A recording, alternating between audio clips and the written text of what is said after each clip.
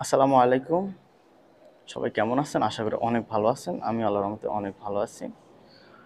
তো আজকে যে বিষয় নিয়ে ভিডিওটা করলাম সেটা হচ্ছে কালকে আমি এক জায়গায় কাজে গেছিলাম ইলেকট্রিক্যাল। উনি আমার কাজটা করাইছেন। করানোর পরে উনার বিল আসছে ৪ থেকে ৫০০ টাকা। উনি আমার নাস্তা দিয়েছিলেন কাজ শেষে, তখন আমি নাস্তা করছি। করার পরে তো উনি আমার বলতেছে, "আচ্ছা তাহলে ঠিক আছে আপনি যান।" এরকম কিছু। তো আমি ভাবলাম যে যান মানে বুঝলাম না। আমার নাস্তা খাওয়াই কি উনি কি মানে করে ফেললো? মানে কাজের যে টাকাটা সেটা কি শোধ করে ফেললো? সেটা তো না, তাই না? নাস্তা খাওয়াইছি সেটা নাস্তার ব্যাপার, ওটা আলাদা ব্যাপার। উনি বলছে আচ্ছা যান। তো আমি আর কিছু বললাম না তেমন, আমি চলে আসলাম। কিন্তু ভাই আমার বোঝা উচিত ছিল যে আমার পেট একটা না, আমার কিন্তু ফ্যামিলি আছে।